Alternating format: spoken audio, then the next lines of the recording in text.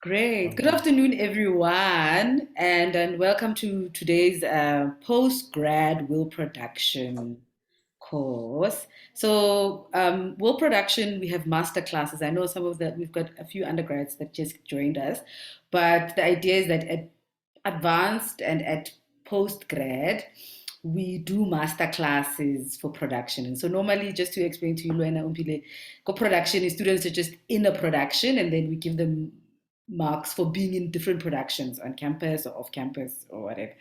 So we have shifted it just a bit that at advanced levels that they should actually reflect about what does it mean to be in a production and how does it then influence their practice, who they become, what they're going to do when they leave, because most of us are training to leave, so we're not training to just be acting here on campus. And so part of these processes and master classes are ways of engaging with people who are already working and to think about how your work, and because we do some of your pieces, so how they can see how your work and their piece and their work is linking up in different ways.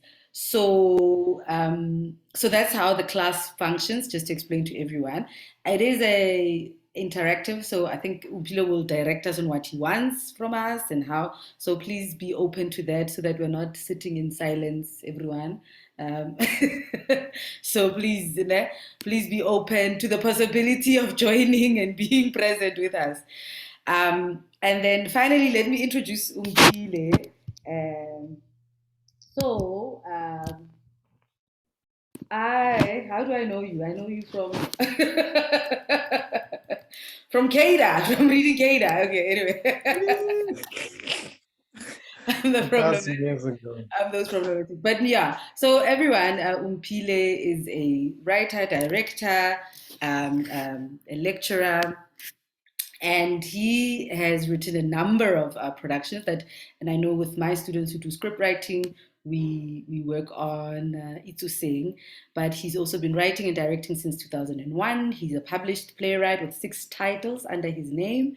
And he teaches playwriting, screenwriting at the Market Theatre Laboratory. He's also a guest lecturer at WITS and mentors the UJ Playwriting Laboratory. He's a storyliner and script writer right now for TV, and he's been working on Zone 14 and 9 reality shows, including Scandal, that ETV soapy. So yeah, he is a really brilliant all-rounder, like person. So I think it's wonderful to really have him here to really engage with us around your own work, from working from stage to screen, and also because you're also teaching this concept of like we're all moving stage to screen, and with this new advent of, it's not new, I guess, but we've always been in those liminal spaces around what does it mean to be creating in our time, what does it mean to be creating in disruption. So I don't think we've ever really created in moments of silence and moments of non-disruptiveness in the world. I think this one is just that collectively we are disrupted. But what does it mean to create now? And what are you doing and how you're thinking about it? So please help me welcome Abuti Umphile, and please interact, ask questions in the chat, and then later on, however way he wants us to do it, we'll have a Q&A, and you can speak up. But in the meantime, write questions on your phone, write it in the chat, think through, interact. All right, we welcome all of it. Thank you. Over to you. Okay, yo, Refilwe wa tla wa ntahlela mo dilong. So, before maybe I start, just to explain, I'm gonna go into just a little bit of a monologue about what I do and the work that I've done, and my process and all of those kind of things. And when I'm done, or while I'm talking, I'd like you to, jot down any questions you might have. I mean, you asked me to speak on directing. I also speak about writing because I do writing more than directing. And while you're listening, just jot down questions. for me, I'm interested to hear more about what you want actually and what you dream, more than what I have to say. And I'd like to speak on what you want, what you see yourself in. And once we're done with that, then we'll go into a Q&A session. Of talk. Okay, cool. It just fella to start, if possible. Just fella utli fella very quickly video fella go bona fella go gana itima ke itse data ke mathata. If gona fella just fella ke bona ke bua le ba mang e utse dio tsa di online na gongwe. Dina le go shapa ditsela tse ding just to see your faces in J. That's all in J. And then we'll then get into the issues that today. Hey, comrades, everyone, switch on your video. Wanto, yeah, look at you, Batung X, Siabonga. Oh, hello, Colin. Molusi was in a taxi right now. Yeah. TK, let's see you, Dineo, Kitty, Kwandu. Just fella 2 seconds, fella, and Jay. That's all I'm asking, fella, I'm used to theater askies, I'm used to dealing with different in life. Dumelang, away, greetings. Kwandu muna. Arubon, 2 seconds, fella, nje, just to exchange the energy, nje, fella, That's all I'm asking, fella. My foundation as a theater practitioner has always been to start from let's see each other, let's share the energy, and from there we can work together. Anyway, when you can answer, so please, Nje, open your video just fella for 2 seconds just to say hello, what's up? Dintamo. So I as Rafila said, I've been doing writing, directing, acting. So I'm a director who writes and who performs as well. And when I started as a with workshop theater, let me put it that way. I don't know if that's what they still call it. But just a group of people coming together into a space and creating work. And there's been, in that process, a lot of improv kind of process to put together a story. And that's kind of which was actually from community theater way before even drama. So I come from that background of workshop kind of space, which I guess we all know that, that's something that was kind of popular back in the days, Hannibal, John Canelo, Simon, and all of those kind of people, were doing theater back then. So in a way, especially worked a lot with people like Wokamagulu Tiniso. I don't know if you know them. And I suppose my thinking as well in terms of how I see the world and how I see work come from that school of Gamagulu Tiniso, who is very political, especially around issues of land and Pan-Africanist issues, let me put it that way, issues of community, and in everyday life, especially on Black issues and all those kind of things. So my work come from that kind of space, especially as somebody who comes from a village. I was born in a village and raised in a township, or maybe both. I only went to live in the township when I was around 13 years old. So I have experiences of the township and the village. The reason I'm telling you this is because a lot of the work that I do is informed by where I come from or what I know, who I am. And obviously, from then moving to Joburg, and that kind of has kind of defined how I see the world, how I see life. So whenever I get into,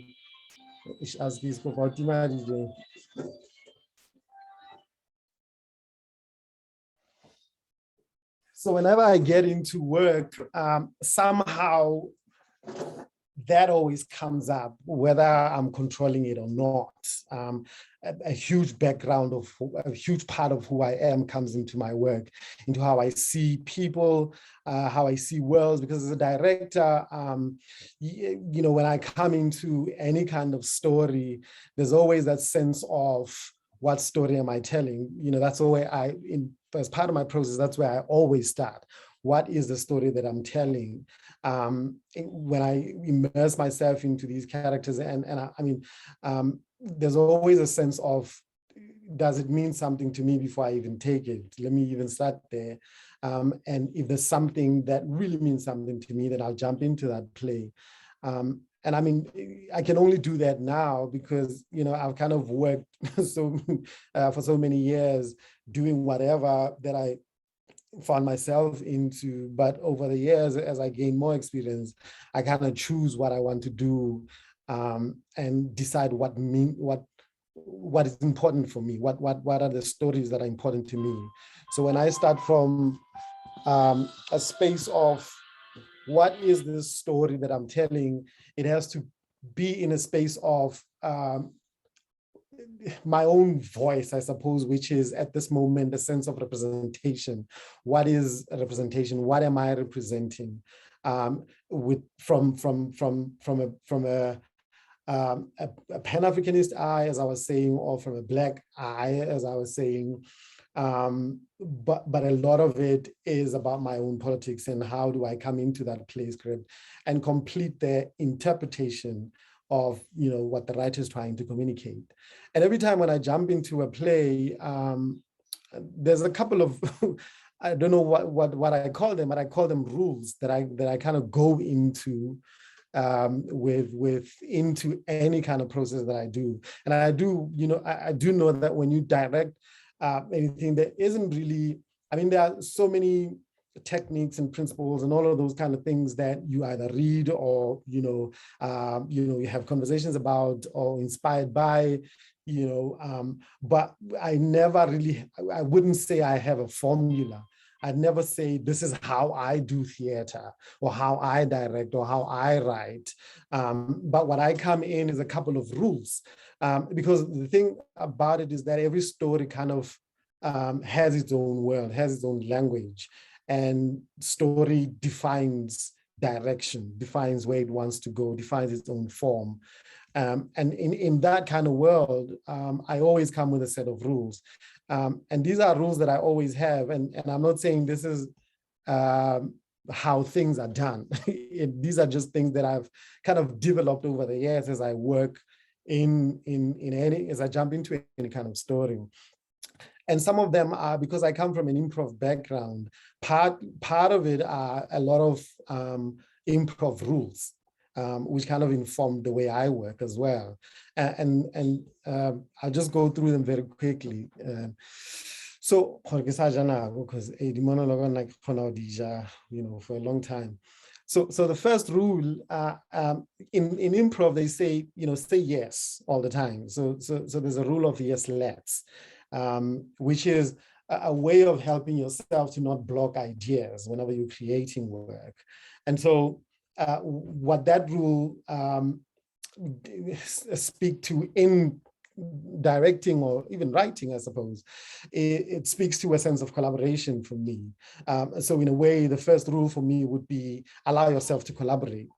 I mean, I know that sometimes we have our own egos, you know, I want it this way, it has to be this way, it cannot be any other way. But I found even just working in the industry as well, people work with people who have the spirit of collaboration. People work with people who are open to possibilities of where work can go, you know.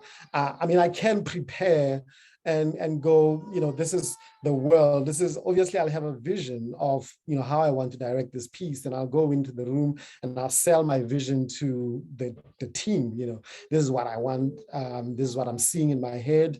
And the most important thing for me is to make sure that whoever that I brought into the team buys into the vision. And that vision kind of works as a blueprint, as a foundation of where the work needs to go.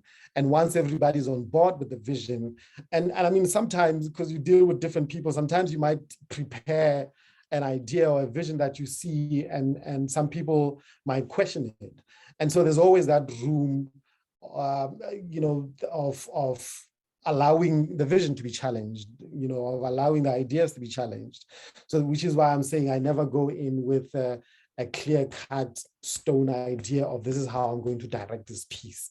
I allow it to, be on the floor with team, and together we mold it into whatever that we want with that spirit of collaborate. Say yes. And the second rule for me is conversation, as opposed to also, it's alwagi, say yes. Allow conversation. If we're dealing with a moment and an actor goes, but I don't understand it. I mean, I've experienced work where people want it that way. People go, I want you here, and this is where I want you to say this while you're standing here. Don't move, don't look there, don't, and you have to go with that kind of dictatorship. But at the same time, as a performer, you're going, but my character does not allow me to, to do this. It feels uncomfortable. And so that kind of dictatorship sometimes can be very dangerous for a process. And that is just me. And so I always allow conversation. If I've given a note and an actor goes, I don't feel comfortable with this, or I don't know how to, achieve this moment, the way you say I should, then we can have conversation about it and look at other possibilities. Conversation for me is about opening possibilities of, more directions. So there's not just, because I mean, there's one thing that I always say, if somebody says, play anger, for example, and somebody starts shouting, and I say, no, not that kind of anger, and you get confused. So we then open a book on 1,000 ways of being angry, because there are a lot of ways you can play anger, and it's just about what story am I telling that will help us find the specific anger that we're looking for, or what you're doing with that anger in that particular moment. So that conversation opens, that possibility opens conversation for possibilities of what type of anger. I mean, I give you like the lighting designer, the colors 1,000 or so. How about the red lighting? And every color is very specific. And I always go, emotion is also, let's take a thing, you can always go, no, this is, or even in the anger or happy section, there's a million ways of playing it. So conversation allows for that. And another rule is trust. Whoever that I bring into the space, I need to have trust that, they can be able to tell the story that I want to tell, which is why I suppose casting is very important. Sometimes, I mean, you do cast people and you realize, hey, son, this person is not what I wanted to cast, or is not the person who can achieve what I wanted. And so in that way, you have to trust what they're bringing into the space in order for you to kind of achieve almost what you want to, or they can bring something very different that heightens or just hits what you really want to do. But trust is really what, I mean, other people are late bloomers, other get it very quickly, but you just got to trust the process. And it has happened many times where I go, Asa, I should have cast that other person. But then because I've already cast this person, I got to go dig into what they come with, what they bring with, into who they are, and how much they can dig out from them. And I suppose that's where, I mean, what brings me into the next rule as well, which is the idea of listening, the idea of really listening to an actor, not just from a performance level, but to listen into who they are, like deeply. What can they bring? Because some people have lived, they've experienced so much in life, and therefore they have layers of emotions, like onion, they can bring out so much in them. But other actors haven't lived so much, they haven't experienced life so much. And so little comes out. And so when you listen to a person deeply, you can be able to tell, even in auditions as well, you can be able to tell, I think that that person is so much inside them that you can dig out. Some you will struggle to really go in. Some will just, come out, and for you as a director is to mold and carve and to go, there's so much that's coming out. This is what I want. So you're spoiled for choice.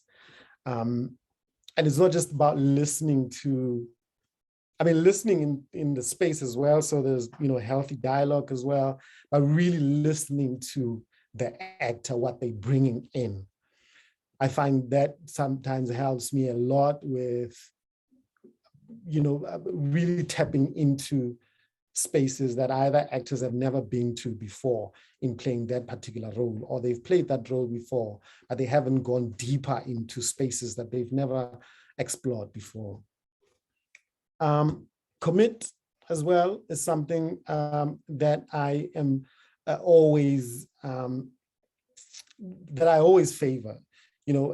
Commit to the whole process. As a director, you are the vision, so you see everything.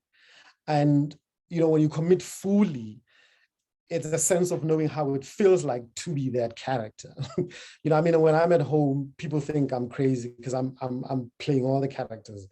I'm going into each and every emotional space of that character, of who they are and what they're going through in the scene, or what I'm trying to achieve with that scene. And in committing into characters, committing into processes. I've worked with, you spoke about Kada earlier. when I did Kada with two different actors, Sello Motloung and Fezile Mpela, and those are two different characters. And so, Sello started the process. And Silo's such a humble guy, he's got massive experience, and he's as a performer, he's amazing, and when we did Kada, what I then realized was, because Kada's very physical, there's so much that you do when you're running around and all playing different characters and all those kind of things. He has vast experience, but he hasn't done that particular kind of style or that particular kind of world, and so he's done a lot of plays where he's playing just one character, and he masters that throughout the whole play. But having to jump from one character to another was a challenge for him. Whereas Fezile Mpela, he's done it all. He's moved. He's played one character throughout the whole play. He's played different kind of characters. So he's got so much. So when I'm working with Sello, the fact that this is a new world to him. He has so much experience, but the fact that his experience is limited to this. So I have to commit to who he is and what he brings into the space. And so I spent a lot more time with him off stage, having conversation with him and getting to know who he is as a person, in order to be able to know how to tap into spaces for him to move from one character and swiftly to another character as well. And through those conversations and that relationship that we create between director and actor, and mind you, because it was a very stupid choice that I made of acting and directing at the same time. So I had to also direct him and act with him at the same time, which was not a great idea, but I had to do that mainly because the people who were producing the play had budgetary issues, and there was a time issue that was there as well. And when we did this thing, because I had been looking to stage it in South Africa for many years. I wrote that play for a couple of years on and off, and nobody wanted to put it on because of the issues of the play. Some story, but some politics. But when I managed to finally get a producer on board, it was an overseas producer. And that kind of put me into a lot of trouble because it was a Pan-African play. At the same time, I was bringing in white people to put money into it because they were willing to, which are choices that one has to make sometimes. Some you are proud of and some you're not, but you want to put on that play. And only when I was able to put it, when it premiered at the Chicago Shakespeare Theater in the US. So when it was done there, then it came to South Africa. But that process had to be done quickly because finally the producer was there and choices had to be made. And I was like, okay, cool, let's go. I'll act and direct in this play. A lot of people have done it. I read people like Robert Lepage and actor directors who, people direct themselves. And it taught me so much as well into that kind of thing as well. But it was a very strenuous process, but also very fruitful as well. And also really taught me to really connect. And if I hadn't had people like Bosillo into that process, and Lillian Shabalala, who was also in the play, we wouldn't have achieved. So what we ended up doing was I had the vision and everybody was able to speak to the process. And I was able to say yes. And everybody was able to commit to that process of allowing me to act and direct, but it was relationship, that we created with each other. And another thing, another rule that I always come into the space is don't know it all, but be an expert at the same time, which works with research, with whatever that a play is thrown at you as a director, and you're going, wow, I like this play, but because sometimes you get to direct veterans and they might challenge you, and some have big egos and might end up embarrassing you in the space. So be, at least if you come in as a young director and your shit. Excuse, am I allowed to say shit? Okay. Excuse. So when you come in as a young director and your stuff, and the veteran actors going, but, and you going, yeah, I hear you, but let's look at this perspective in this way. So you allow yourself to have conversation that is fruitful, that is open, but also that is informed, and that is also able to open, eyes that are not open. That is also able to change perspective within the rehearsal process as well. And obviously without being egotistic about it, but trying to find a way to tell a story together, a way to collaborate and commit to what you're trying to tell, what you're trying to complete the writer's work, really. The other thing which is always very important, I suppose, also for writing, acting, directing, is be very specific. I always go, when I look at a scene that I've written or that I've directed on stage, is it specific enough? Is the moment specific enough? When I did, to saying, for example, there's specificness in a whole and there's specificness in moments or in scenes, so when I was telling the story of Mawila with Dolly, a question that I would always ask was, the love, does the love that Mawila has for Dolly, is it real, or is it just infatuation now? I mean, looking into the state that the township is in, is there love in a place like that? Do you allow for to make your audience believe that this guy really loves this girl in a place like this, where love is not an option, where love is about not even love, it's money, you buy people and all of those kind of things, all of those kind of things that, that doesn't constitute what would make a love or a couple in a township. They both unemployed, they both have their own issues. Can they love each other?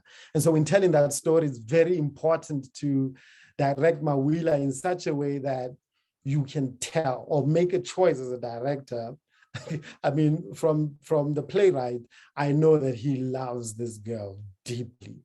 But as a director, to what degree can I capture that? You know, and being specific about the degree of his love in every moment or in the increment of the story itself is very important. You know, in moments where he's angry at her, how do I define that anger? You know, I'm angry at you, yet I love you at the same time. And how do you brush that? Because it's easy to direct somebody who just sees Mawila swearing at Dolly, and to really go, you know, as a director, you know, just go all out. You know, you know, and that can go really wrong and not be specific, because you can miss the moment of the journey, the emotional journey of the character, in terms of what they're really feeling at that point. So you're not telling a story of strangers, you know, who hate each other, who's going, yeah, and you know, you know. At the same time, there's so much investment in the other, you know. And so directing that kind of thing. And also when an audience is watching as well, are you crafting the moment in such a way that the audience is going, I hate my Wheeler for feeling that way, or Shem, I understand his anger, you know, because it's a very specific thing to miss, like a thin line between what the right moment is and what the wrong moment is, or what the right intention is and what the wrong intention is. Which brings me to my next rule as well: set an intention. What is this person doing with this line? You know, are they flirting? Are they fighting? Are they seducing? I mean, just taking flirting and seducing, you can go, he's flirting, but when you really think about the character seducing, and when you think about the reaction of the other character, the action reaction of the intention of the scene itself, when somebody is flirting with another character, the response is they can flirt back. They can flirt back. Because you put them in that space and they are those kind of characters. But if somebody seduces, there can always be a reaction of being repulsed or being like, come down, I'm not in that kind of space, chill, bro, you know? So being specific is very important to go, what is the moment? What story am I telling? And also, I suppose, Kate as well, there's a storyline of a revenge story. There's also a love story as well. Which one is the main, or is the main conflict of the story? And you know, making choices or balancing between the politics and the personal, it can really throw you off, or can really tell a wrong story if you're not being specific about the story that you're telling. In any play, I suppose, when you're directing. Another rule is be less judgy. You know, we can be hard on ourselves, especially people who are perfectionists. You know, I mean, experience has taught me, because I used to be a perfectionist, which is not wrong. And maybe this rule can apply to other people and not other people. You can kill yourself. You know, we're living in hard times, gents, you know, especially now with COVID and things, you know. We can be so tough on ourselves, especially when you've just done school and you find your first gig, and you know, you're not making the right choices and it flops. Or, you know, you're not, people are challenging your choices and you don't know how to deal with people. You know, COVID, where you're going, Spanish Center is going to pay me for the next 3 months. I don't know where the next one I'm going to get. You're going, hey, she's not working. I'm never going to get work, especially if you're not a writer as well, you know, or director, fella. Like, hey, okay, out of it, you know. So I'm just saying, be easy on yourself. You know, you grow with every piece that you do. You know, you learn from every piece that you do. You know, you understand your choices better, you know, as you move from one piece to another. Obviously, you want to make a name for yourself and tell important stories. But you know, for me, a rule that I always leave for myself when I'm watching the play, And, it's either opening night. I mean, well, before opening night, tech rehearsal there, I'm watching it, I'm going, yo, it doesn't work, this play. This is a terrible play. What have I done to this playwright's work? Then maybe I have, I can sit with the actors and go, okay, let's fix this, let's fix that, let's fix that. I mean, I know I did a play called Ancobia with Vice Mutabi, and technical rehearsal 2 days before, Grahamstown opening. Technical, I was only writing, I was not meant to perform in that play. And Vice watches this piece and he goes, it's not working, it's terrible,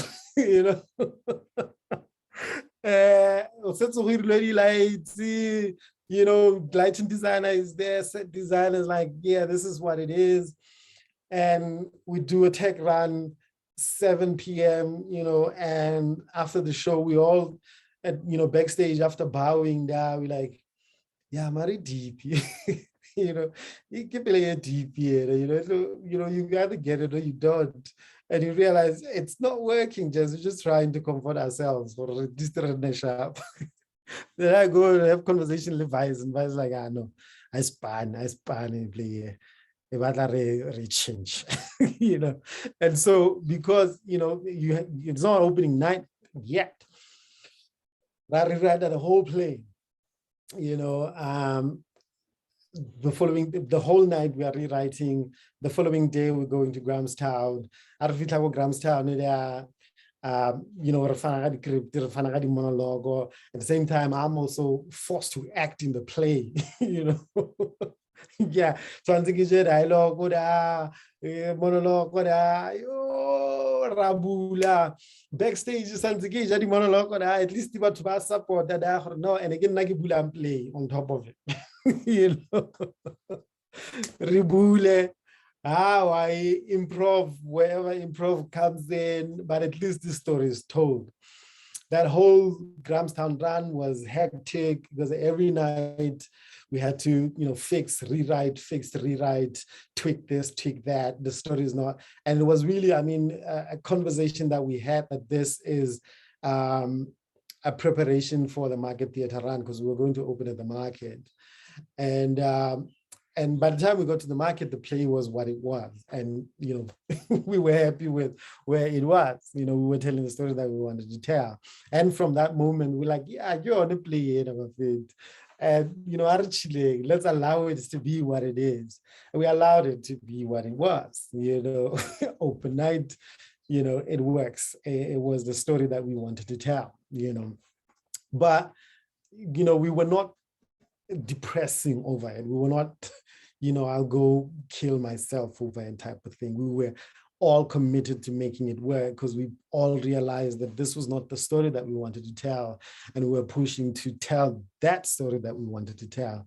And finally, we got to, that point where we're like, yeah, no, but also understanding that plays are never really finished. This is like a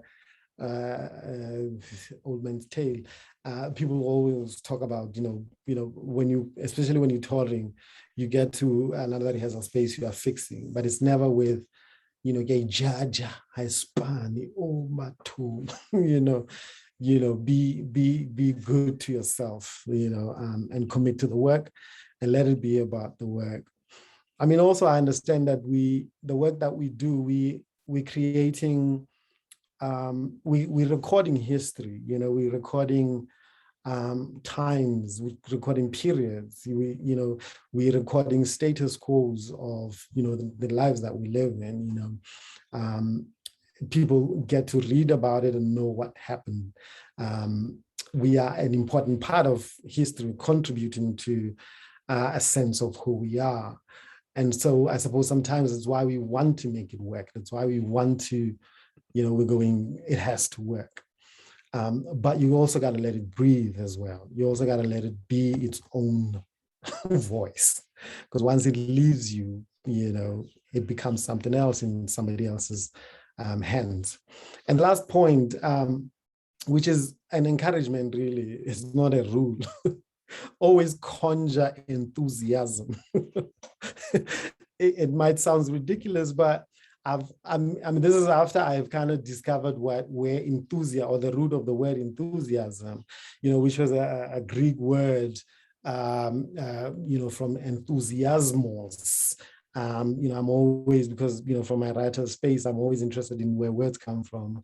And the word enthusiasmos meant, being possessed by God, which originally is, two words come together of Latin en le theos, and being in, and theos being God. So in God. So when you are being enthusiastic about something, you are conjuring the God within you to connect with that thing. But basically all it means is being into what you are doing. Because if you lose that enthusiasm, then what's the point of it? It's a sense of what we always talk about, passion, the push-up passion. And that passion is the God inside you.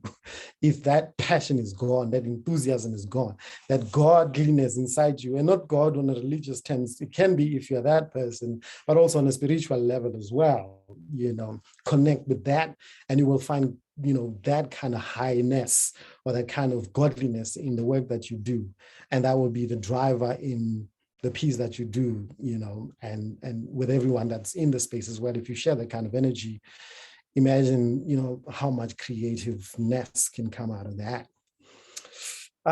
So yeah, those are my rules, and I think the most important thing out of it all is, for me, working relations. Okay, man. The most important thing is, from the first rule for me, collaboration. Collaboration means connecting with people, networking with people, being easy on people. What we do is study human behavior, I suppose, but also, I always say that we create the work that we create, either as a writer or as a director, to tap into somebody's shoes, to try to understand how they see the world. And once we get to at least the space of understanding how people see the world, we are in a better place to relate to people. We're in a better space to connect or be able to live together. And if we have that responsibility as directors, writers, actors, it is important for us to be really humble to self, which is why when you have ego, it's hard for you to tap into anybody's shoes, because you only see your shoes and your perspective. But if you are easy with people work, it's a saying in the industry, people work with people they like. And so, you don't want to work with people who gives you a hard time. I've also been in a space where I had to let go of people because they're making the environment toxic, so you can't, even if it's opening night tomorrow, this guy, gents, we got to let him go, and that has happened, where I also had to jump in and act, as a director. You got to make those kind of choices sometimes.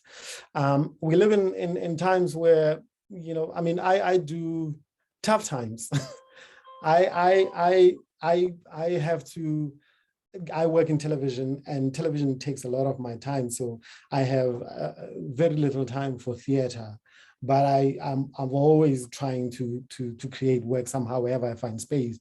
And so the way that I work now is I've created an ensemble kind of collaboration, what I call Stokvel Theater, which is everybody comes in and contributes their time. And we're not asking, it's a voluntary thing. A director can come in, a writer can come in, designer can come in, and we create work. Because we have issues with funding and all of those kind of things, and theater sometimes entirely depend on funding for it to work. But sometimes you wait forever and you don't get to create the kind of work that you want to create, because you are waiting for that funding forever. Create work. Somebody once said, create new work every week, especially if you are fresh from drama school.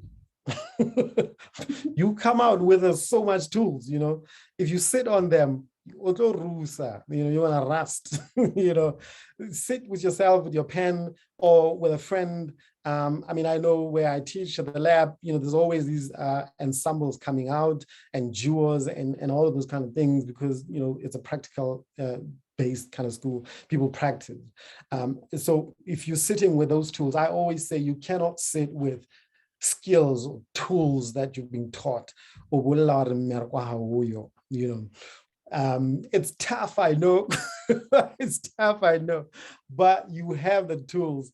Create work. You know, if you have that little camera, you know, you like film, you know, even if you, I mean, the phones that know you are blind, you know, come together. It's collaboration. Come together with friends. You know, somebody can direct, somebody can act. If you can do a one-man short film, you know, do that. You know, create your work like that, your reputation as opposed like that. You know, but just create work, because you've got so much stories to tell. That's why I suppose you are at school studying, you know, to tell stories, you know, so don't come out and I mean, sometimes you apply, but while you're applying to these big corporations and all of those kind of guys, create your own work.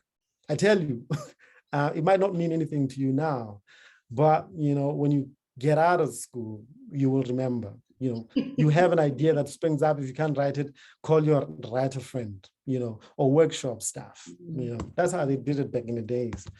Anyway, so Eric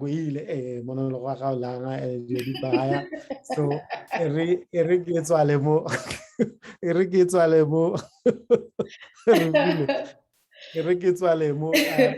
No, great. No, we appreciate the monologue. So we have 3 questions from X. I'll read them out aloud, and then other comrades, if you've got a question, just let me know, and then I'll note you, and then we'll take the questions, and then Omphile, you'll answer the questions once. Sure. Yeah. All right. So X has 3 questions. The first one about the process of writing. Have you ever felt that you are both writing and directing at the same time when you're writing? If yes, you know, those writers who are directing people. If yes, how do you separate the director in you while you're writing? Or can you do both at the same time?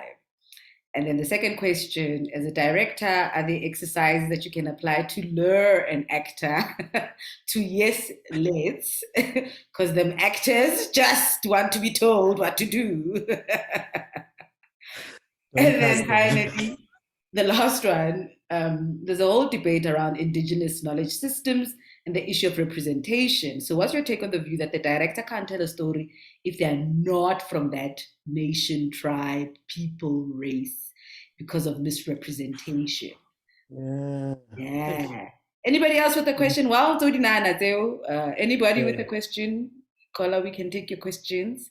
You can speak up. You don't have to wait for me to. Speaking up would be great, yeah. Speak up, anybody. Patricia!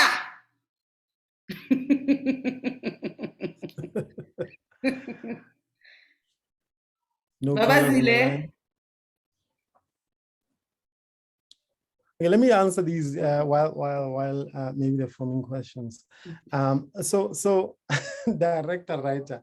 So I answer this as a performer, writer, director, as opposed to if I'm just a writer.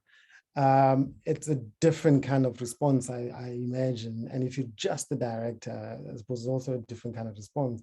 But because I'm all 3, it's never easy to separate. In the beginning, it was because I knew I was going to direct that play. I would do that. I would be the writer and the director at the same time. So I'd imagine worlds as I'm going, okay, now this actor has to move this, and I'd write it in, and I'd end up with a document full of stage directions done story, you know. And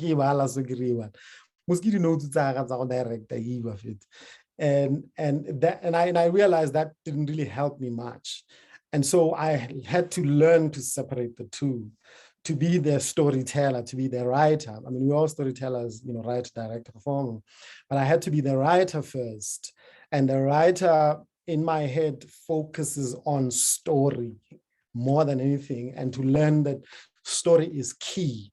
You know, I'm not thinking about when I do this moment, this character has to throw this box to the other actor. You know, that messes up with my story head. You know, or if I'm writing a physical theater piece here, when they get to this moment, you know, bako famunda and batshwere motšhini, this is the sound that I want as they, you know, plow or whatever it is, you know, rubber harvest that air, you know, then I'm, you know, like the writer and the director in my head, which is not fruitful for story for me, which kind of takes me out of emotional journey of story or consistency of story. So in short, let me just say, it's best to be the writer when you need to be the writer and let the director go. Because when you get into directing, it's a whole different world altogether.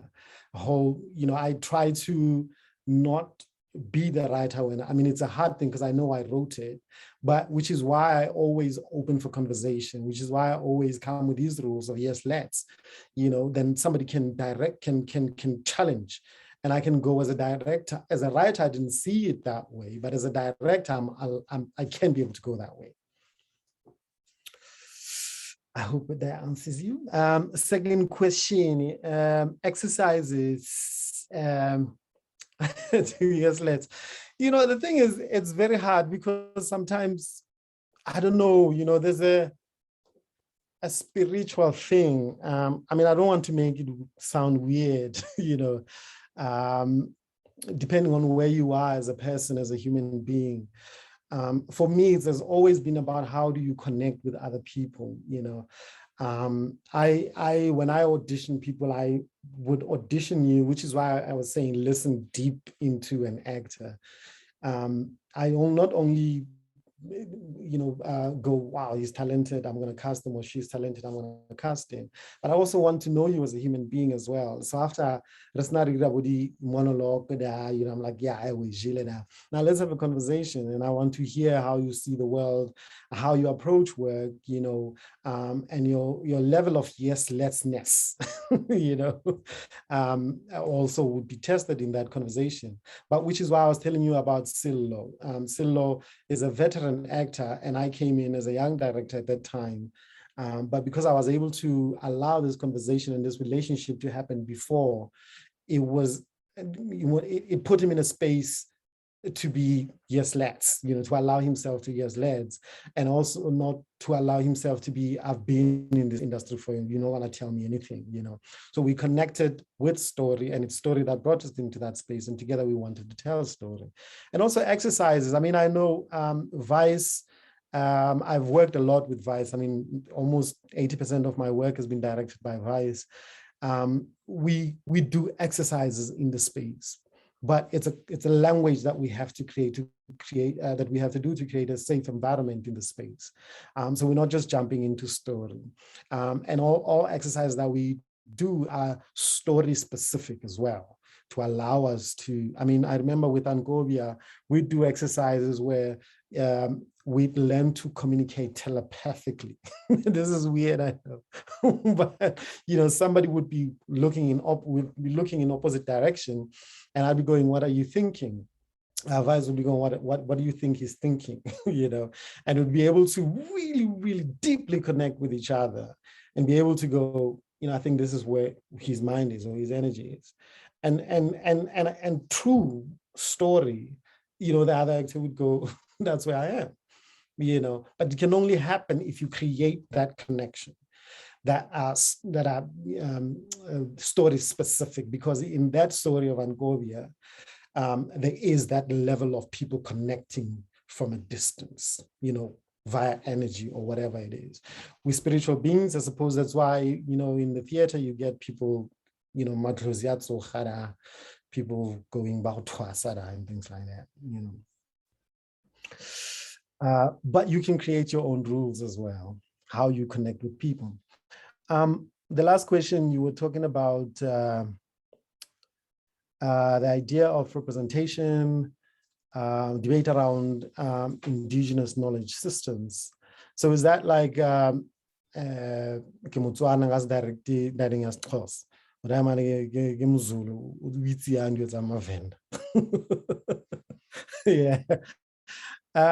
Yeah, I mean, for me, it's an interesting question, and I suppose it's going to be a debate for a long time. Somebody once asked, what is more dangerous in this country, in Africa, actually, or maybe in any other part of the world, racism or tribalism, you know. And you know, we had debates about it, and one asked, you know, once we're done with racism, where will tribalism be? You know, and it's a debate that I suppose was still going to go on for years because of who we are as a people and where we come from and how we're raised. And I suppose for me, it's all in how I look at life. And I was telling you, you know, I come from a Pan-Africanist background. For me personally, it wouldn't matter, mainly because I have a Pan-Africanist view of the world. You know, I believe, you know, we connect with our Blackness. We share cultures, we share, I mean, if we look at where we come from,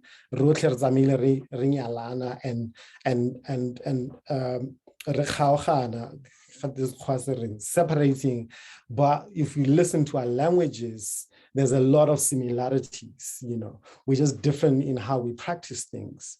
And if we come into a space, and Motswana and Muzulu and Mxhosa doing a play, I'm in a space where I'm willing to learn from my Motswana fellow and my Xhosa fellow to tell the story of Blackness. There can be plays that are very specific, that are very culture specific. It's a Xhosa play. I might decide personally, I have no business in there. Therefore, I will allow the Xhosa people to do their play or the Venda people to do their play. It's very specific. Or if you are Kilobedi, for example, you know, I'd allow that. We come also from a history where Makhoa have, you know, messed up, you know, our stories, misrepresented us in a lot of ways. And for me, if we don't learn from that and come together and go, you know, let's really understand what is the narrative that we want to push as a Black race. But that's just my thoughts, and I know there are, you know, many other views on that. Yeah, no, I think it's also you're right around also the possibilities. I think part of one of the things that you said is about conversation, and what conversation opens up is possibilities. And I think that kind of a conversation around indigenous knowledges and the shared knowledge is about allowing for possibilities to exist. And I think historically, if we think about our knowledge system, a very colonized curricula is about blocking all sorts of other possibilities. So instead of having these very hard and fast rules, I feel like there's always space for possibilities. And I like that concept when you're saying to conjure enthusiasm and being God. So when my mother was a teacher, and she always said, Mara, you know, what's that room for Modimo le ena kgone kena ko tlase because but so this idea of making room for God is that concept of possibility, because if we are because when the way we've been taught is this is aesthetics, we look like this, and this is what drama is. It's in the theater, it's in a room, and it's the black and this, right? But if you make room for possibilities, for disruptions, for other conversations to happen, and being God, and to conjure God, and to be, you know, it's a beautiful. Anyway, I'm making links in my own head. But anyway, come later. Later, not about me. Yeah. So just to add on that, I also I run a theater called Tsamu, which literally means direct translation of the soil, because, you know, my African views and all. But that space explores what you're talking about, because I've always thought we can become what we want us to become, or we can create what we want us to become. So Tsamu is not, it brings together all these cultures, you know, whoever you are, and we find ways to tell stories from that multilingual kind of perspective. At the moment, you know, I don't know if I was telling you, Rafile, that next year I'm working on a piece, and it's very, you know, the multi-languages. And that's what we're trying to create. That's the reality that we want to create, you know, that that stories can exist, because also we kind of also in a way live in these societies as well, where we are multilingual as well, you know. And so we're trying to find ways for creating that reality, I suppose. All right, one more, and then comrades, we will Patricia is saying, Patricia Onani, what literary pilgrimages have you gone on? And what is your first book that made you cry? Hey, yes. And then the final question is, how do you get to your theater? Oh, links to Tammu. And anybody else? Any other questions? Going once? Going twice?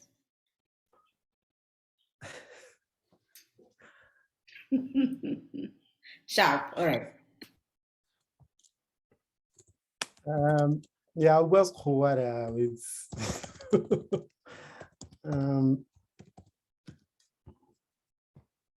so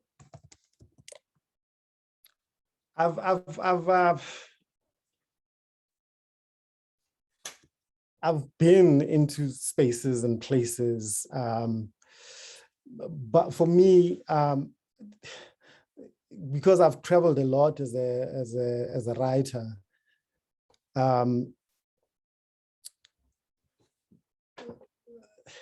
there's a place called what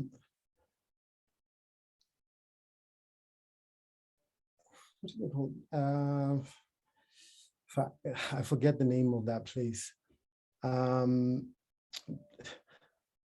the UK, there's a place called Royal Court Theatre,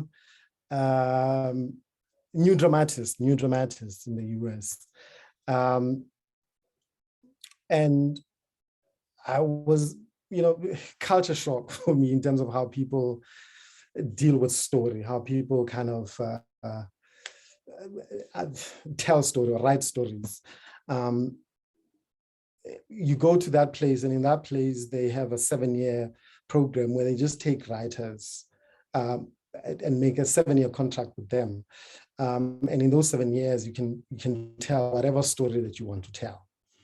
And this is a place where you can just think about story. You don't have to think about anything else. You don't have to think about, because the reality in this country, you have to think about printing paper, for example, for actors. You have to think about, hustling actors. You have to think about hustling space. So you have to be the writer and the producer at the same time in your head. You have to think about so many things that have nothing to do with story. And in that kind of space, you just think about story. And for me, it was, the most important. And also throughout the 7 years, you don't have to even tell. You don't have to write anything. You can spend the whole 7 years just researching something. And at the end of it, you can go, I couldn't come with any play. Or you can do a play and then nothing comes out of that, and you go, it didn't work.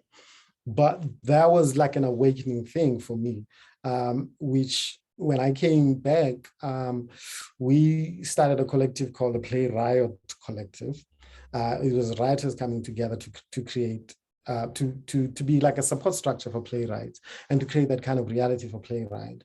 And that kind of also, I suppose, gave birth to the idea of Tammu, which is what we do.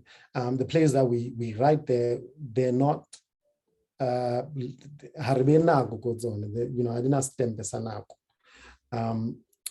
can the play that we're doing, we've been creating for the past 4 years, but mainly because people have lives, and so sometimes you have to pause because somebody is traveling to somewhere, and when you come back you continue with the work. And we're not creative because in this country you have a 4 weeks culture, 4 wees rehearsal, then get into the theater. And so what we're trying to do with some is trying to break that, trying to be, I suppose, destructive in that way, create work, but also it's time as well that you have to make for that kind of work. And I found that there's so much worth in that kind of process, to tell story, to focus really on story and not really worry about when are they going to put it on.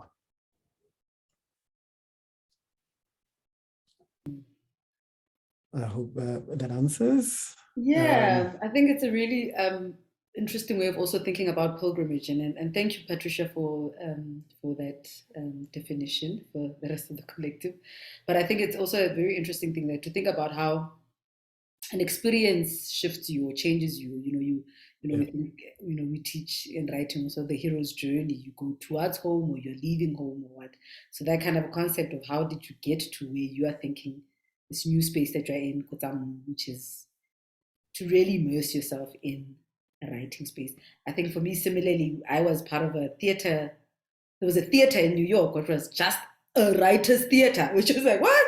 It's a theater that exists just for writers. It's like, we're not doing anything else. Like, no. writers in this theater, and which was really, it changed one's way of thinking about writing also because we come from that culture, workshopping a lot. So, and so you always like, I look at staging. I so feel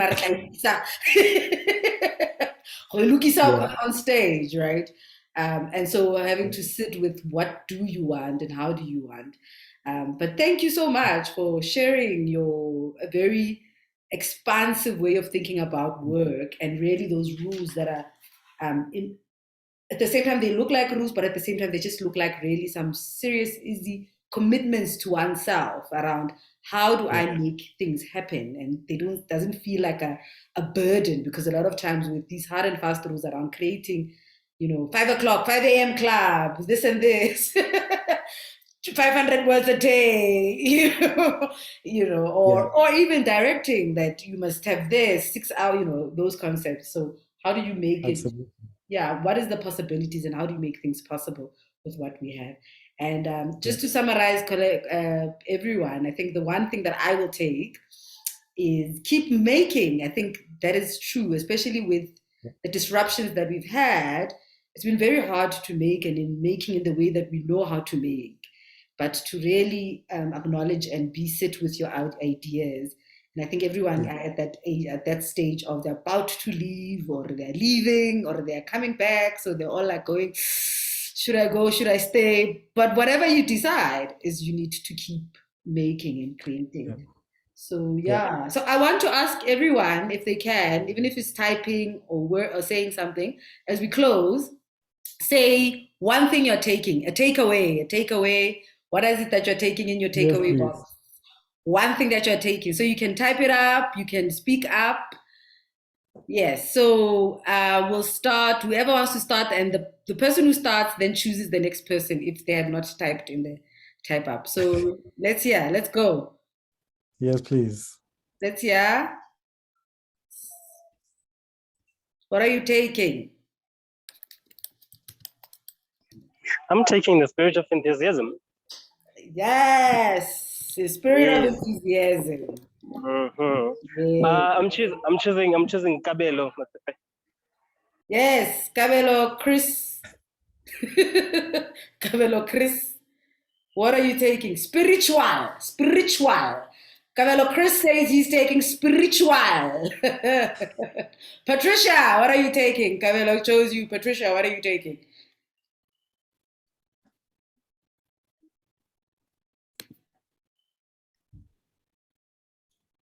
Collaboration. Kwanda, what are you taking? You can speak up, you can type it up. Collabo. Kwanda. Very important. Kwanda Bushle. Internet. It's this data world of ours. Yes. Babazile, what are you taking? Babazile, how do you choose Kwanda when you have not said something? Babazile, what are you taking?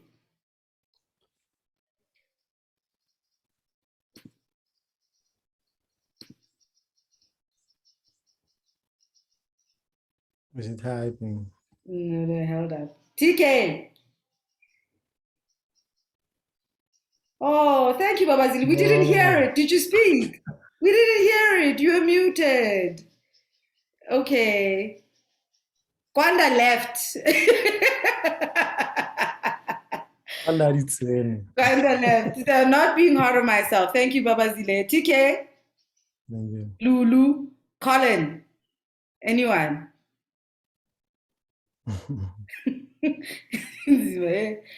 TK, you're taking dedication. Lulu. Okay, dedication. All right, TK.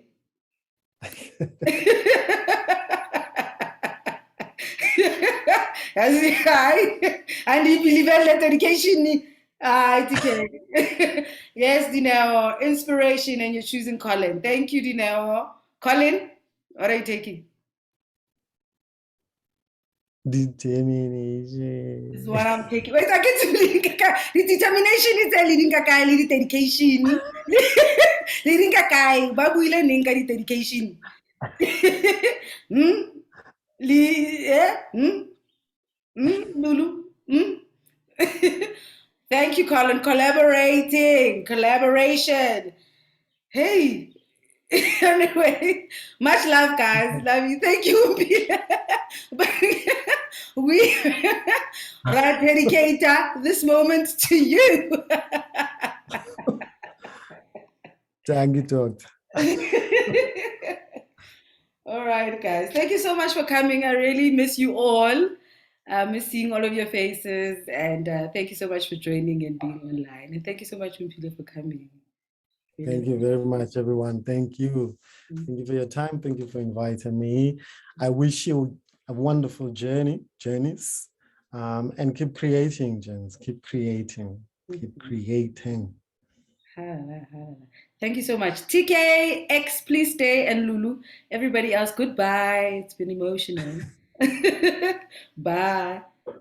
Yes, we will send the link, Chris. Yes. Yes, we'll do that. I will. Sharp.